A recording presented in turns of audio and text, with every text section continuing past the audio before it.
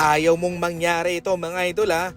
Kung hater ka ni Luka Doncic, pwede siyang makuha ng Golden State Warriors o ng ibang pupunan pa. Alam nyo ba sa ngayon na marami pong mga NBA team ang nagmo-monitor sa status nitong si Luka sa Los Angeles Lakers. Ang Golden State Warriors, matik yan. Maghahabol yan ng mga superstar para i-partner kay Stephen Curry. Siyempre, maliban sa kanila ay marami pa rin naman. Yung Cavaliers, yung Minnesota, lahat yan mga idol ay gustong makuha si Luka Doncic.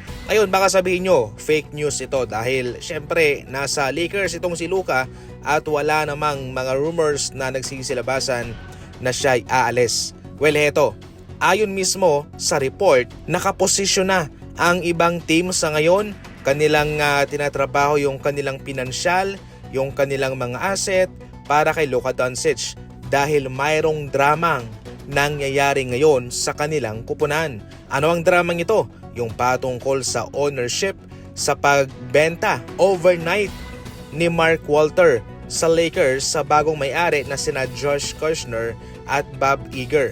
At ngayon, hindi pa totally makakagalaw ang front office ng Los Angeles Lakers dahil kailangan pa ng full transitioning sa bagong may-ari bago sila gumawa ng mga hakbang. At ito pa ang pangalawang drama patungkol naman sa minority owner na si Jeanie Buss kasama ang kanyang mga kapatid na sa ngayon ay gulong-gulo din sa kanilang parte.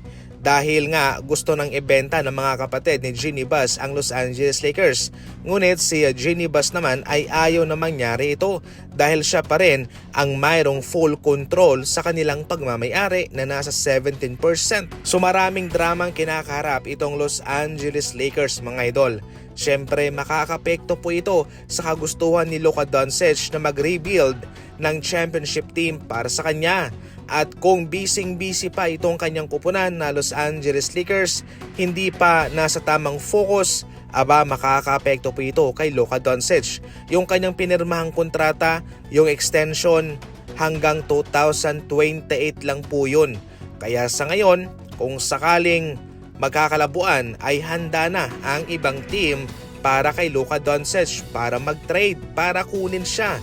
Isa na ang Warriors dyan, isa na ang Cleveland Cavaliers dyan, isa na ang New York Knicks dyan, isa na ang Minnesota Timberwolves dyan. Naniniwala kasi ang mga kupunan na to na kung sakaling makuha nila si Luka Doncic ay malaki po ang magbabago sa kanilang kupunan. Lalakas sila lalo at gamit ang mga tamang manlalaro na nakapalibot sa kanya ay tsak na magdudumina sila sa NBA. So hindi po ito fake news mga idol hindi po ito gawa-gawa ko lang. Lahat po rito ay mayroon pong basehan.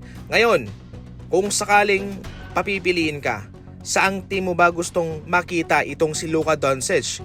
I-comment mo lang yan sa comment section at babasahin ko.